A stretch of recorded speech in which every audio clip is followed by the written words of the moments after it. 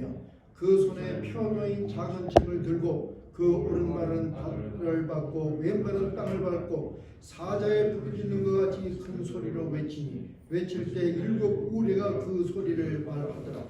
하늘에서 나선 내게 들리는 음성이 또 내게 말하여 가로되 내가 가서 바다와 땅을 밟고 섰는 천사의 손에 펴놓인 책을 가지라 하기로 내가 천사에게 나가 작은 책을 달라 한즉 천사가 가로되 갖다 먹어버리라. 내 입에는 꿀같이 하나 먹은 후에 내 배에서는 쓰게 되리라. 아멘. 이 말씀 생각하면서 입에서는 달고 배에서는 쓴 책, 이 책을 먹으라 하신 말씀이 오늘 주된 말씀입니다. 생각하면서 이 말씀 나누시길 바랍니다. 주님의 성령, 주님의 성령, 지금 이곳에 임하소서,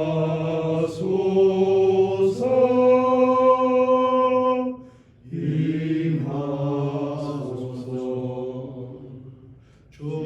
주님의 성령, 지금 내 맘에 임하소서,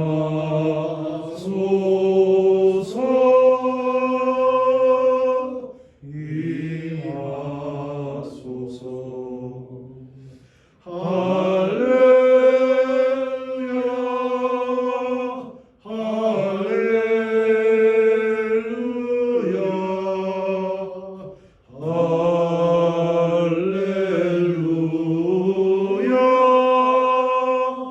할렐루야.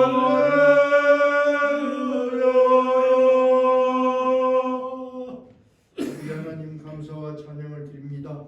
이 시간 저희들의 얼굴을 들고 두 손 들고 가슴을 열고 성령님을 환영합니다. 성령님 오셔서 우리의 영혼 깊은 곳까지 임재하여 주셔서 성령 안에서 오늘 주신 말씀과 온전하게 연합될 수 있도록 축복하여 주시옵소서. 마지막 시대를 사는 지혜를 주셨고 마지막 시대 우리가 할 수 있는 우리의 길을 아버지 하나님 알려주셨고 그 능력을 주셔서 정말 마지막 시대에 아버지 하나님의 백성으로 살아가는 데 부족함이 없는 힘을 오늘 우리 모두에게 허락해 주시기를 간절히 간구하며 기도합니다. 부자한 종은 십자가에 가려주시고 준비된 그리고 허락하신 말씀만 온전하게 전하게 하옵소서.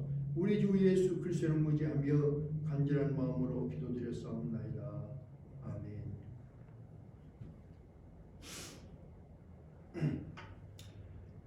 하나님의 축복 많이 받으시기를 바랍니다. 아멘. 복 받으십시오 하면 다들 좋아하더라고요. 그래서 그 미국 사람들한테도 믿는 사람이든 안 믿는 사람이든 무엇을 믿든 간에 God bless you 그럼 다 좋아해요. 근데 저는 God bless you 이렇게 하지 않고 Jesus bless you 그래요. 계시록의 시작은 무슨 말씀으로 시작하냐면 이 예언의 말씀을 읽는 자와 듣는 자들과 지키는 자들이 복이 있다고 했어요. 하나님의 축복은 누가 받는가?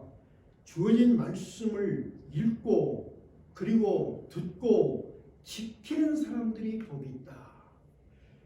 말씀을 듣고 읽고 지키는 사람들, 실천하는 사람들이 하나님의 축복을 누린다. 이 말씀 우리 기억할 수 있기를 바랍니다. 그래서 계시록의 시작도 이 말씀을 읽고 듣는 자들 그리고 듣고 읽은 그 말씀을 지키는 자, 실행하는 자들이 복이 있다. 이 약속으로 계시록이 시작이 됩니다. 자, 계시록에서 강조하는 것은 세 가지입니다. 첫째는 이 땅에 심판이 있다. 그리고 그 심판의 강도는 점점 더 강해진다. 이것을 계시록에서 알려주시고 두 번째는 이 재앙의 사이사이에 그 사이사이에 반드시 회개하고 돌아오라는 말씀과 기다려주는 시간이 있다. 이게 하나님의 은혜인 것 같아요. 사이사이마다 다시 돌아오라고 부르시는 주님의 음성 기다려주는 시간이 있다. 이것을 우리에게 알려주었습니다. 세 번째는 이 재앙에서 보존된 사람이 있고 이 재앙에 직격탄을 맞는 사람들이 있는데 그 기준은 어디에 있느냐? 그 기준은 회개에 있다. 그런 것을 반복적으로 말씀합니다.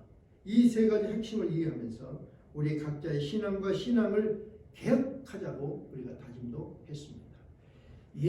분명히 성경에서 계시록에 말씀하기를 이마에 예수님의 인을 어린 양의 인을 친 자들은 해하지 말라 그랬어요. 중요한 것은 내 이마에 예수님의 인이 박혀 있나? 그것이 중요한 거예요.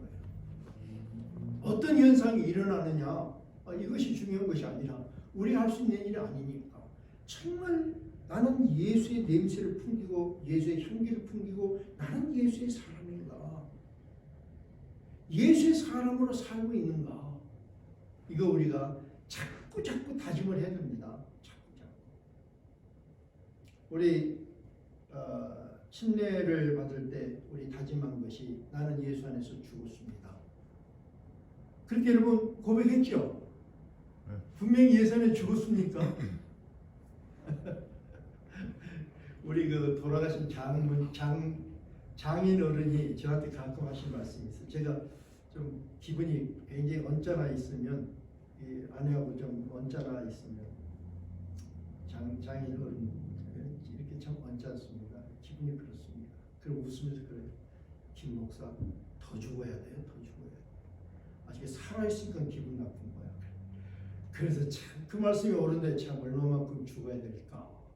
참 죽는다는 것도 좀 예수 안에서 난 죽었습니다. 근데 그 죽는 게 쉬운 것이 아니죠. 자꾸 내가 살아나는 거예요. 완전히 죽어야 되는 거예요. 근데 살아나는 것은 예수 안에서 살아나면 되는데 자꾸 인간이 내가 살아나기 때문에 문제가 있는 것으로 생각합니다. 그래서 우리가 예수 안에서 죽었다. 그리고 다시 예수 안에서 살아났다 하는 그런 내 확인.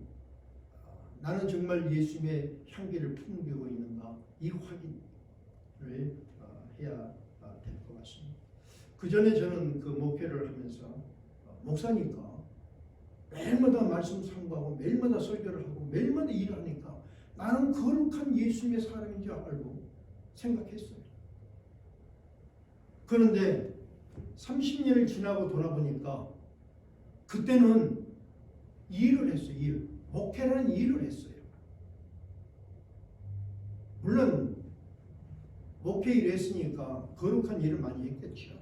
그러나 내 개인의 삶이 예수님과 더불어 사는 삶, 내가 공직이 아니라 내 개인의 삶의 순간순간이 예수님과 함께 누리는 삶, 내가 개인적으로 만나는 사람들에게 내 개인의 삶 속에서 나오는 예수의 향기, 이것이 얼마나 있었는가 생각해 보면 많이 없었던 것 같아요. 여러분 무슨 뜻인지 알겠죠? 여러분은 신앙생활이 아니라 교회 생활이 아니라 그보다 더 중요한 것은 예수님과 여러분 각자가 갖는 향기 있는 삶, 예수님 안에서 누리는 삶, 예수님과 함께 즐거워하는 삶, 그 시간 이것을 소유할 수 있기를 주님의 이름으로 부탁합니다. 그것이 참 중요한 거예요. 이해되시면 아멘. 예, 너무 중요한 것이 저는 그렇게 못했어요. 그리고 그렇게 살아라고 나에게 멘토해주는 선배를 만나지 못했어요. 저는 참 불행한 사람인 것 같아요. 이제 혼자 깨달았어요. 저는 여러분에게 말씀드립니다. 인생이 무엇인가? 신앙생활은 무엇인가? 주님과 더불어 일이 아니라 주님과 더불어서 매일의 시간 속에서 일 속에서 그 시간 사건 속에서 하나님을 경험하면서 기뻐하는 주님과 함께 누리는 그런 삶이 되어야 된다 하는 것을 생각했습니다. 그래서 지금까지 9장까지 계속 말씀을 회개하고 돌아오라. 지금까지 그 신앙생활을 다시 한번 회개하고 다시 한번 돌아보고 자기를 개혁하는 신앙을 가져라. 그것이 지난 주일날 우리가 다짐했던 다짐이었습니다. 이제 10장을 상고하겠습니다. 10장은 7번째 나팔이 부러지면 이제 7 대접의 혹독한 재앙이 시작됩니다. 지금까지 재앙은 환경적인 재앙이었어요. 그런데 이제부터 7 대접의 이 재앙은 사람들에게 가는 아주 직접적인 그런 재앙이 시작이 됩니다. 이제 7번째 나팔이 불면 첫 대접이 쏟아져서 엄청난 재앙이 인간들의 삶 속에서 이제 역사를 하는데 아직 그 나팔이 불기 바로 직전이에요. 하나님 은혜 바로 직전에 한 천사가 등장을 합니다. 자, 그래서 한 천사가 등장하면서 요한에게 말씀을 하는데 우리 1절 함께 봉독해 보십시다. 시작. 내가 보니 힘센 다른 천사가 구름을 입고 하늘에서 내려오는데 그 머리 위에 무지개가 있고 그 얼굴은 해 같고 그 발은 불기둥 같으며. 지금 이 7 나팔 불면 대접의 그 재앙이 쏟아지는 그 시간이에요. 그 시간에 다른 천사가 구름을 입고 하늘에서 내려오는데 모습을 보니까 머리에는 무지개가 있고 얼굴은 해 같고 그 발은 불기둥 같다. 힘센 천사라고 말합니다.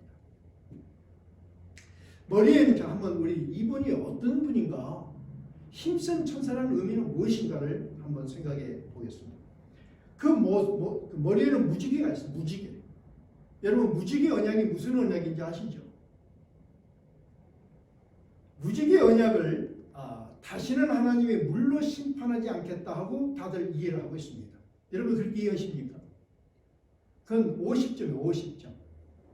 자, 무지개는 뭐냐면 창세기 6장 11절 12절에 보면은 하나님이 사람들의 삶과 그 생활, 더 나아가 그들의 생각과 마음과 계획까지 다 보시고는 하나님이 말씀하기를 인간들의 마음과 생각과 계획까지 다 악하다 그랬어요. 다 악하다 하시고 인간을 지으신 것을 하나님이 후회하셨습니다. 그리고는 이 땅의 생명체 모두를 물로 단번에 다 생명체를 멸망을 시켰습니다. 여기 핵심은 단번에 모두를 멸망시켰다는 거예요. 물이 중요한 것이 아닙니다. 단번에 모든 생명체를 멸망을 시켰다는 것입니다. 그리고는 노아를 통해서 다시 시작하시면서 하나님 스스로 결정하신 것이 뭐냐면 다시는 물로 모든 생명을 단번에 멸망시키지는 않겠다. 이것이 하나님의 약속이고 그 약속의 표징이 무지개입니다. 이해되시죠?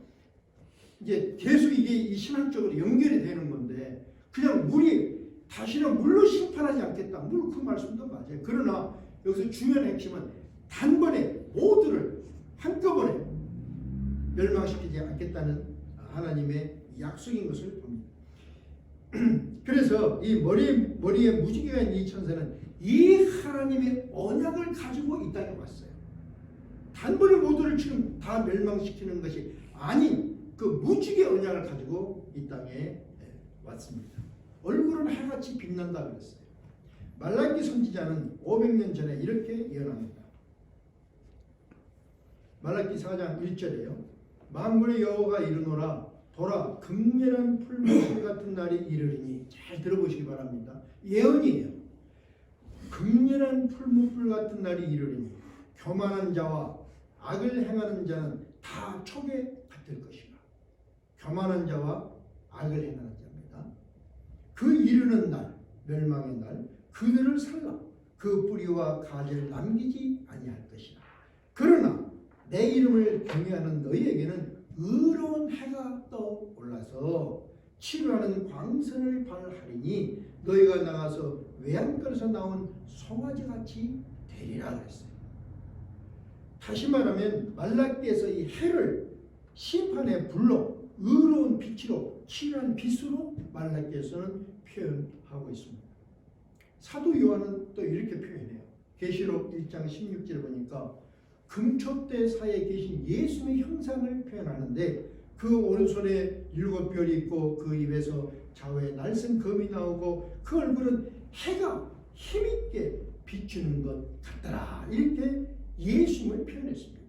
다시 말하면 요한은 교회 금초대에 살아 계신 예수님의 형상을 해에 비추는 것 같다. 이렇게 예수님의 임재, 권능, 위엄으로 표현을 했습니다. 그래서 이 천사가 가진 힘 있는 이 천사, 이 힘이라는 것은 뭐냐면 하나님께서 단번에 모든 생명을 멸하지 않는다는 무지개 언약, 또 교회에 임재하시고 말씀하시는 예수님의 구원, 복음이라는 그 힘을 가지고 나온 특별한 천사다. 이렇게 우리가 이해해 볼 수 있습니다. 그 천사가 이 땅에 내려와서 이제 활동을 합니다. 자, 단번에 멸하지 않는 그 무지개의 그 권세를 가지고 이 땅에 와서 활동을 하는데 어떤 활동을 하는지 한번 우리 2절 함께 봉독해 봅시다.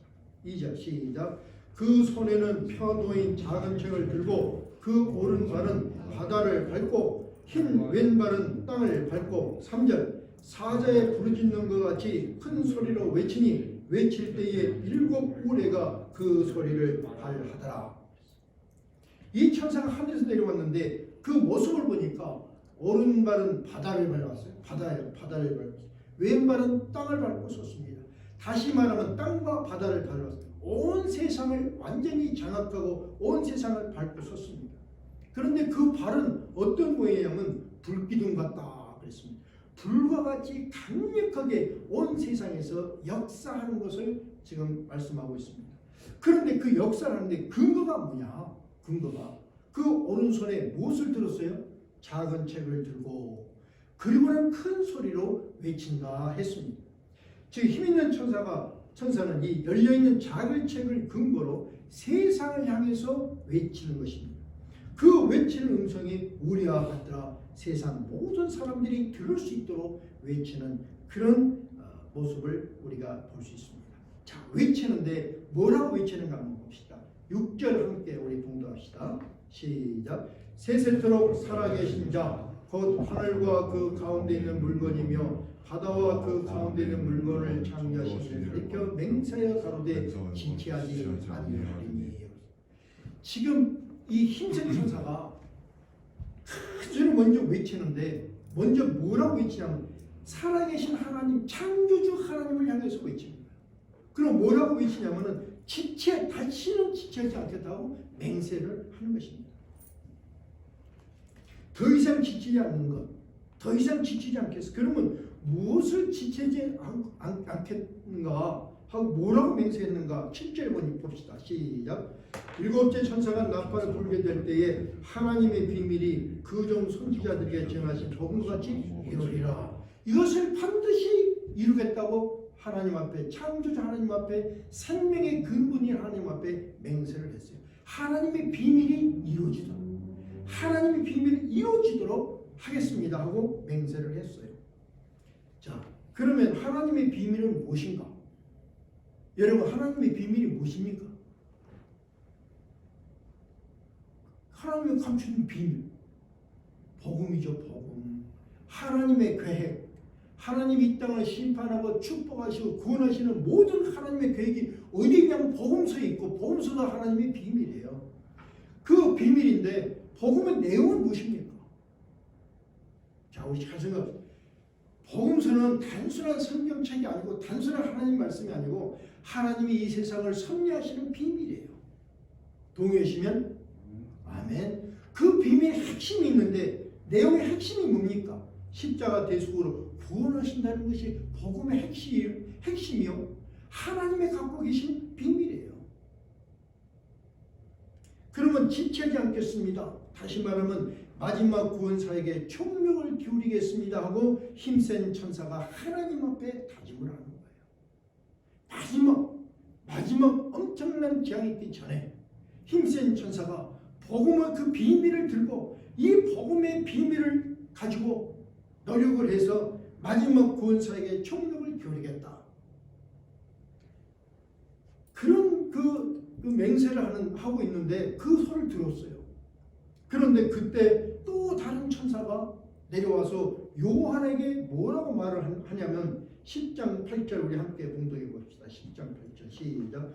하늘에서 나서 내게 들리는 음성이 또 내게 말하여 가로되 네가 가서 바다와 땅을 밟고 섰는 천사의 손에 펴놓인 책을 가지라. 이 땅에서 복음서를 들고 하나님 앞에 이 복음의 사역을, 구원의 사역을 반드시 이루어서 하나님의 비밀을 반드시 이루겠습니다 하고 선언하고 맹세하는 그 천사가 가져오는 그 책을 네가 가서 달라고 그래라. 그렇게 지금 말씀하고 있습니다.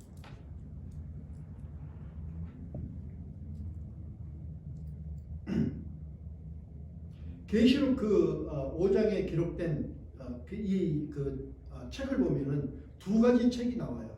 그런데 계시록 5장에는 7인으로 인봉된 책이 나옵니다.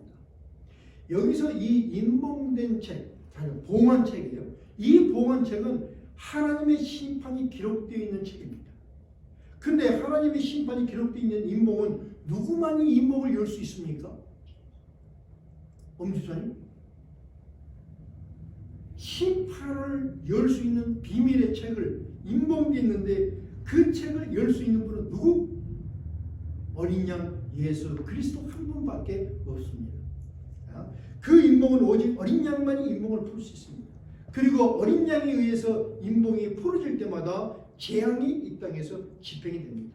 그러므로 재앙이 임하기 전에 인봉되어 있기 때문에 언제 어떤 재앙이 일어날지 아직 인봉이 풀지 않으면 우리가 이 땅에서는 알 수가 없는 것입니다. 그래서 계시록은 하나님이 우리에게 알려준 것만 우리가 성경 안에서 이해하면 되는 것입니다. 그런데 지금 바다와 땅을 밟고 있는 천사의 손에는 인봉된 책이 아니라 열려있는 책이에요. 열려있는 책. 누구든지 언제든지 읽을 수 있는 책을 지금 이 천사가 가지고 있다. 우리가 이것을 구분해서 이해하면 참 좋을 것 같습니다. 그 책에는 신기한 능력이 있습니다. 어떤 능력이 있는가? 우리 10장 9절 함께 봉독해 봅시다. 10장 9절 함께 봉독합니다. 시작. 내가 천사에게 나아가 작은 책을 달라 한즉 천사가 가로되 갖다 먹어버리라. 내 입에는 꿀같이 달아 먹은 후에 내 배에서는 쓰게 되리라. 이 책은 열려있는 책, 이 복음 하나님의 비밀은 읽는 것이 아니라, 자 오늘 저는 이것이 오늘 핵심이에요. 오늘 복음서는 읽는 것이 아니라 먹는 것이다. 읽는 것이 아니라 먹는 것이다. 먹을 때는 꿀같이 달다. 하나님의 말씀을 우리가 먹을 때 정말 이 말씀은 꿀같이 달아요. 어떻게 하나님의 말씀이 이렇게 역사하시는지. 근데 저는 오늘 이 말씀 여러분이 꼭 오늘 아까 중보기도 할 때도 하나님의 말씀대로 여러분이 하나님을 경험하기를 원한다고 했어요. 하나님의 말씀을 내 삶 속에 적용하면 하나님이 신비한 그대로 말씀 그대로 다 이루어주세요. 동의하시면 아멘. 그것을 경험이 없기 때문에 지식적으로 알기 때문에 경험하지 않기 때문에 하나님이 어떻게 하나하나 그대로 이루어주시는가 알지 못하는 거예요. 그런데 말씀 안에서 말씀대로 내 삶 속에 적용하면 그 말씀이 신비롭게 하나님 우리 삶 속에 하나하나 그렇게 정확하게 이루어지신다. 어떤 목사님이 기도를 하는데 먹을 것이 다 떨어지는데 먹을 것이 완전히 떨어져서 이제 먹을 것이 없어. 그때 꼭 필요한 만큼 보내주시더라. 그것이 원리예요. 하나님은 얼마나 정확한지 알 수가 없어요. 얼마나 세밀한지 알 수가 없어요. 우리에게 더 많이도 더 적게도 아니고 그때도 시간도 누가 하나님이 정하시고 우리가 간구하면 간구하는 대로 하나님이 공급하시고 채워주고 그래서 너무 꿀처럼 달아요. 그런데 꿀처럼 그 말씀이 나 혼자 나 홀로 느끼는 것이 아니라 그 말씀이 내 가슴속에 뱃속에 다시 말하면 내가 경험하면 그 말씀을 토해내고 증거하고 알리지 않고는 견딜 수 없는 것이 이 복음서 비밀의 책입니다. 에스겔 선지자는 이런 예언을 해요. 잘 들어보시기 바랍니다. 인자야 내가 내게 이르는 말을 듣고 내 입을 벌리고 내가 내게 주는 것을 먹으라 하시려. 하나님이 에스겔에게 말씀하십니다. 내가 뭘 주는데 이것을 먹으라 그랬어요. 9절 보니까 내가 보니 한 손이 나를 향하여 펴지고 그 손에 두루마기 책이 있더라. 두루마기 책을 주시는데 책을 두루마기 책을 줄 때 읽어라 그렇게 말씀하는 것이 아니고 먹으라 그랬어요. 그가 그것을 내 앞에 펴시니 그 안팎에 글이 있는데 애가와 애곡과 재앙의 말이 기록되어 있더라. 자, 우리 또 잘 생각합시다. 두루마기 복음서예요. 하나님의 말씀이에요. 그런데 거기 보니까 뭐가 있냐면 애가와 애곡과 재앙의 말이 기록되어 있더라. 3장 1절을 보니까 그가 또 내게 이르되 인자야 너는 받은 것을 먹으라 그랬어요. 먹으라. 너는 이 두루마기를 먹고 가서 이스라엘 족속에 고하라 하시기로 내가 입을 벌리니 그가 그 두루마기를 내게 먹이시며 내게 이르시되 인자야 내가 내게 주는 이 두루마리로 내 배에 넣으며 내 창자에 채우라 하시기에 내가 먹으니 그것이 내 입에서 달기가 꿀과 같더라. 하나님 말씀을 먹었어요. 그런데 그 하나님 말씀의 내용은 뭐냐면 애거와 애곡하는 거예요. 재앙에 대한 거예요. 너 그렇게 하면 울 수밖에 없고 너는 멸망받을 수밖에 없고 너는 심판받을 수밖에 없다. 그 말씀이 성경 말씀이에요. 오늘 이 시대 지금 성경 풀이와 잘 비교해 볼 수 있길 바랍니다. 에스겔을 먹인 두루마기에 기록된 말씀의 내용이 뭐냐면 이스라엘에게 임하게 될 애가와 애곡과 재앙에 대한 것, 이 재앙을 받는다고 이스라엘에게 전하라. 이것이 하나님의 명령이었어요. 에레미야 선지자를 뭐라고 그러죠? 에레미야 선지자 별명이 있는데 눈물의 선지자, 눈물의 선지자. 그렇죠? 눈물의 선지자. 에레미야 선지자가 이렇게 말합니다. 슬프다. 나의 근심이여. 어떻게 위로를 받을 수 있을까? 내 마음이 병이 들었도다. 슬프고 자기 마음이 병이 들었어요. 왜 그러냐면 딸 내 백성의 힘이 먼 땅에서 부르짖는 소리로다. 자기 백성들이 고통 속에 부르짖는 소리를 자기는 듣고 자기가 고통스럽고 자기 마음이 병이 들었다는 거예요. 여호와께서 시온에 계시지 아니한가? 그의 왕이 그 가운데 계시지 아니한가? 그들이 어찌하여 그 조악한 신상과 이방의 헛된 것들로 나를 경롭게 하게 하였는고 하시니. 지금 예레미야는 뭐를 보았냐면 자기의 딸 내 백성들이 하나님이 시온에 계시고 그 왕으로 계시는데도 불구하고 어찌하여 조악한 신상과 이방의 헛된 것들로 하나님을 경롭게 하는고. 그래서 마음이 너무너무 슬프고 마음이 병이 들었어요. 추수할 때가 지나고 여름이 다했으나 우리는 구원 얻지 못한다 하는도다. 구원 얻을 때가 됐는데 내 백성이 구원 얻지 못하는구나 하고 마음이 너무너무 슬픈 거예요.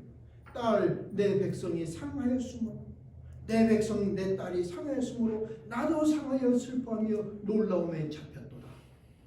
이것이 하나님의 말씀을 받는 사람들의 마음이에요. 그 마음은 뭐냐면 내 백성들이 지금 백성들이 상하고 상처받고 고통받고 하나님의 심판을 받을 수밖에 없구나. 그래서 나도 슬프다. 이거예요. 이 시기에 계속 이런 말합니다. 길리아드에는 유황이 있지 아니한가? 그곳에는 의사가 있지 아니한가? 딸 내 백성이 치료를 받지 못하면 어찌 됨이고? 치료받지 못하고 다 병들어 있는 그런 모습. 어찌하면 내 머리는 물이 되고 내 눈은 눈물 근원이 됐고 죽임을 당한 내 딸 내 백성을 위하여 취하러 내가 울리로다. 이것이 올바른 목자예요. 우리 눈을 뜨고 한번 보면은 우리 성도 한 사람 한 사람 우리 삶 속을 보면은 안타까운 것이 너무나 많아요. 내가 사랑하는 사람들인데 저렇게 하면 안 되는데 저길로 가면 혼나는데 그거 있잖아요. 저러면 안 되는데 저러면 혼나는데 저렇게 까불다가는 하나님 앞에 왜 맞는데 그 보는데 보이는데 칭찬 우리 현철 내가 사랑하는데 내가 양심적으로 성경을 근거해서 현철을 보면 칭찬할 일이 많을까요? 야단할 일이 많을까요? 야단할 일이. 그렇죠. 그럼 내가 사랑한다면 야단하는 말을 해야 되죠. 그런데 현실을 보고 너 잘해. 너 복 받을 거야. 에브리데이 그럼 나는 사기꾼이죠. 그렇죠. 진짜 살아가는 관계가 아니죠. 야단해야지. 그것이 설교예요. 하나님 말씀을 전한 자는 하나님의 말씀 안에 너 그렇게 살면 안 돼요. 그렇게 살면 안 돼요. 돌아와. 이것이 하나님의 음성이에요. 그럼 우리가 그 말을 해야 돼요. 그런데 목사만 그렇게 해야 되는가? 우리 믿는 사람 모두가 스스로 그런 모습을 보고 그렇게 말을 전달해야 됩니다.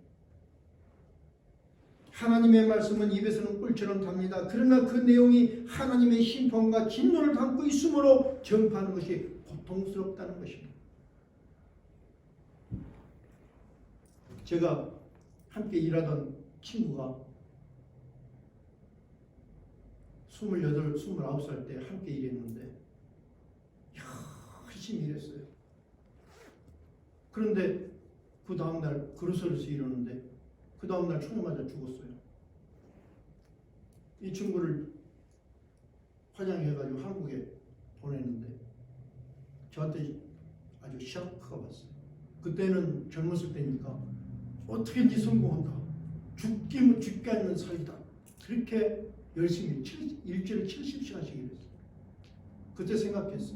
인생이 뭐냐? 인생. 어떻게 사는 것이 옳은 거냐? 그때는 하여튼 성공이 최고인 줄 알았는데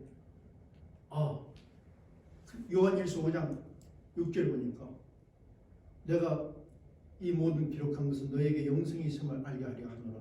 그 말씀 하나가 나한테 탁 왔어요. 영생이. 죽음 후에는 천국 간다는 걸 알았지만 심각하게 생각해 본 적이 없었어. 또 다른 삶이 있구나. 영생이라는 게 정말 있구나.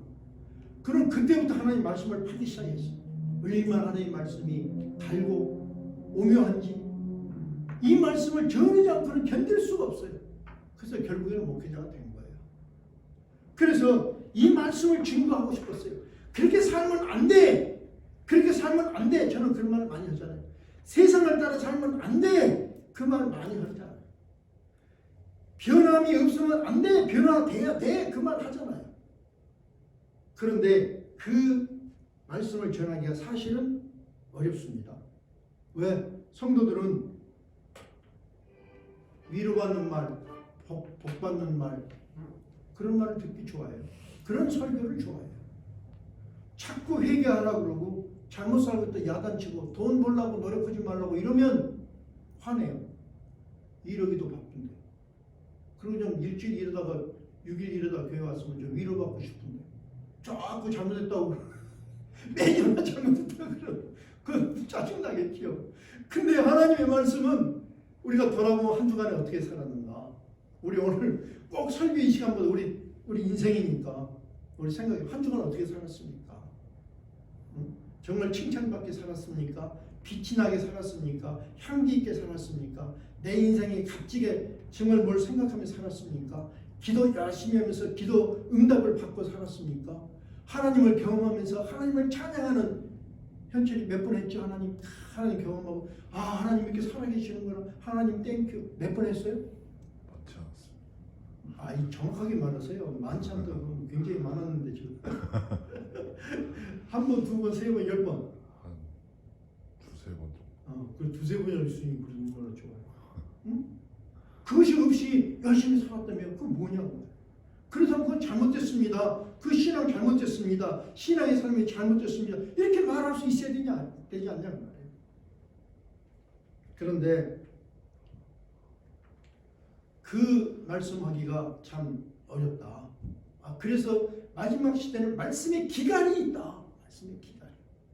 말씀의 기간. 그래서 회개하고 돌아오지 않는다.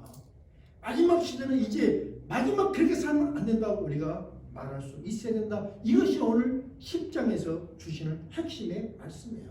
그런데 천사가 요한에게 다시 말하기를 10장 11절에 봉독해 봅시다. 11절 시작. 저가 내게 말하기를 네가 많은 백성과 나라와 방언과 임금에게 다시 예언하여야 하리라 하더라 그랬어요. 다시요. 다시. 뱃속에서 쓰니까 뱃속에 쓴 것을 경험하는 그 요한에게 이제 다시 많은 백성과 나라와 방언과 임금의 세상에게 나가서 다시 복음을 전해라. 어떤 복음? 너 그렇게 살면 안 된다. 하나님이 심판받는다. 재앙이 온다. 슬픔이 온다. 네 삶이 아무것도 아니다. 잘못 살고 있다. 이거 다시 이야기하라는 거예요. 오늘 유튜브에서 이 동영상을 보는 우리 성도들에게도 이 말씀 꼭 드리고 싶어요.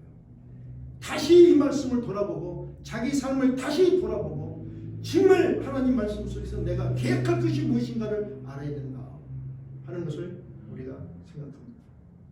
뿐만 아니라 오늘 이 시대 마지막 시대는 요한에게 천사가 지금 당부하기를 말씀을 먹어라. 말씀을 먹어라.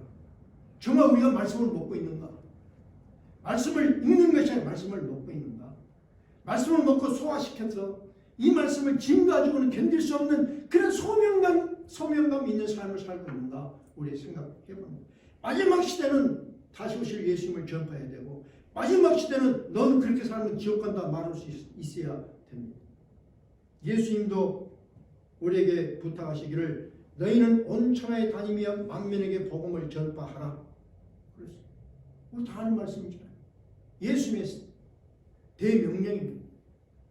거리와 골목으로 나가서 가난한 자들과 몸 불편한 자들과 맹인들과 저는 자들을 데려오라. 데려오라. 바울도 이런 말합니다. 내가 복음을 전할지라도 잘할 것이 없으면 내가 부득불할 일임이라. 만일 복음을 전하지 아니하면 내게 화가 있을 것이라. 마지막 시대에 외치지 못하면 화가 있을 것이라. 우리 예수 안에서 죽었다 그랬잖아요. 그리고 예수님 안에서 다시 살아났다 그랬죠. 그러면 살아난 사람, 살아난 모습을 가지는 그렇잖아요. 바울은 다시 아들 디모데 목사에게 이렇게 당부합니다. 너는 말씀을 전파하라. 때를 얻든지 못 얻든지 항상 힘쓰라. 범사에 오래 참음과 가르침으로 경책하며 경계하며 권하라. 마지막까지 말씀을 전파하라. 말씀 전파하라. 분명히 우리 하나 정리합니다. 예수님의 십자가에 정말 감격한다면 예수님의 십자가 은혜를 전하지 않고는 견딜 수가 없어야 합니다. 동의하십니까? 다시 오실 예수님을 정말 기다리고 있다면 예수님 다시 오신다고 외치지 않을 수 없는 것입니다. 천사가 오늘 계시록 첫 번째 말하기를 이 예언의 말씀을 읽는 자와 듣는 자들과 지키는 자들이 복이 있다 그랬습니다.